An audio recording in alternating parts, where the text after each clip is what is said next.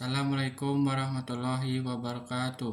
Perkenalkan, nama saya Haris Rizky Pradika dari program studi Sosiologi dengan NIM 23103019.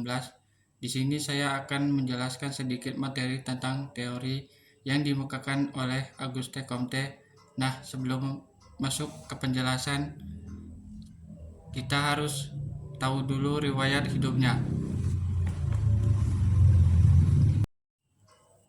Auguste Comte atau juga Auguste Comte memiliki nama panjang Isidore Marie Auguste Francois Xavier Comte, lahir di Montpellier, Prancis 17 Januari 1798 dan meninggal di Prancis 5 September 1857 pada umur 59 tahun.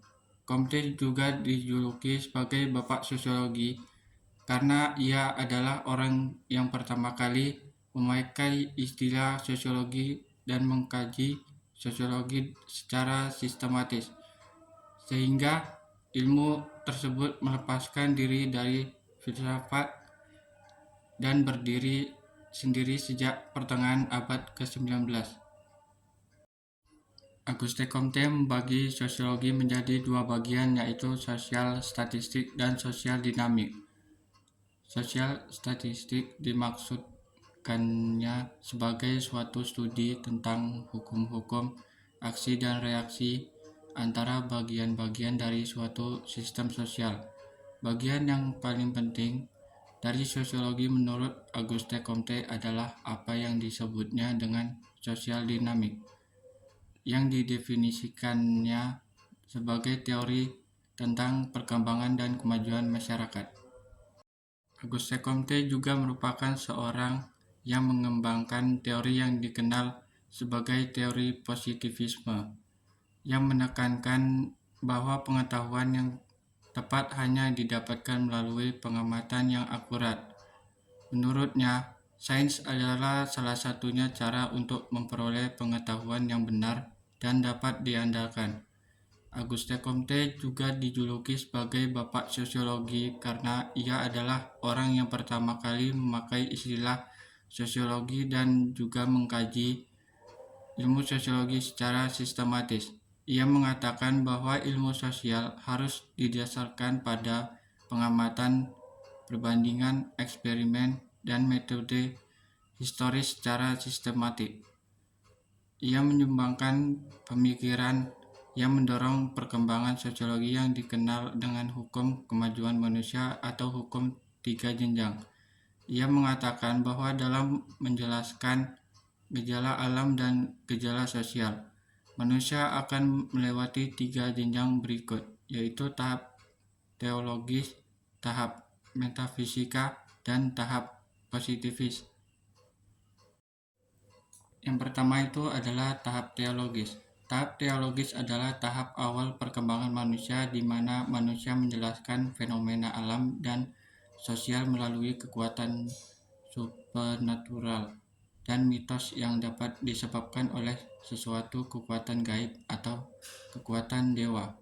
Yang kedua, tahap metafisika adalah tahap kedua, di mana manusia mulai menggunakan konsep-konsep abstrak untuk menjelaskan fenomena alam dan sosial yang disebabkan oleh kekuatan alam. Yang ketiga adalah tahap positif atau sosiologi adalah tahap ketiga dan terakhir dalam perkembangan masyarakat. Pada tahap ini, manusia mengadopsi pendekatan ilmiah dan empiris untuk menjelaskan fenomena alam dan sosial. Di tahap inilah perkembangan ilmu pengetahuan berkembang. Comte kemudian membedakan antara sosiologi statis dan sosiologi dinamis.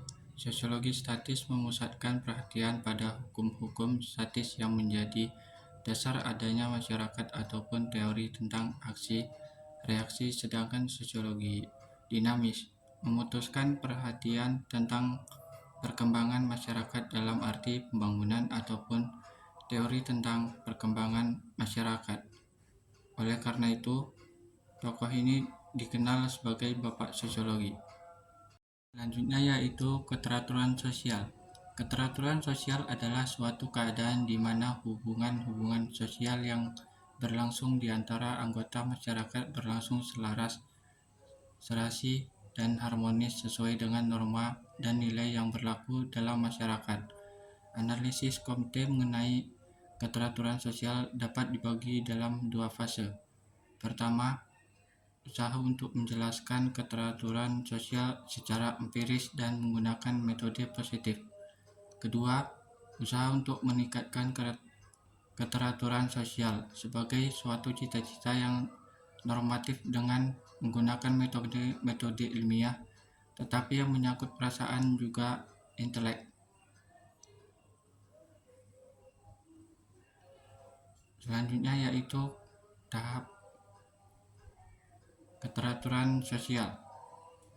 Yang pertama, social order, yaitu tatanan nilai dan norma yang diakui serta ditaati oleh masyarakat. Yang kedua yaitu keajegan, yaitu suatu kondisi keteraturan yang berlangsung tetap dan terus-menerus. Yang ketiga, pola, yaitu gambaran atau bentuk umum dari suatu interaksi dalam masyarakat yang menjadi contoh bagi masyarakat. Yang terakhir adalah tertib sosial, yaitu keselaraan tindakan masyarakat dengan nilai dan norma sosial yang berlaku dalam masyarakat.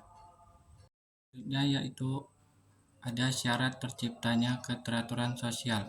Terdapat 3 persyaratan yang mendasari terciptanya keteraturan sosial dalam masyarakat, yaitu adanya kesadaran warga masyarakat tentang pentingnya menciptakan keteraturan, adanya norma sosial yang sesuai dengan kebutuhan serta peradaban manusia, adanya aparat penegak hukum yang konsisten dalam menjalankan tugas, fungsi, dan wewenang.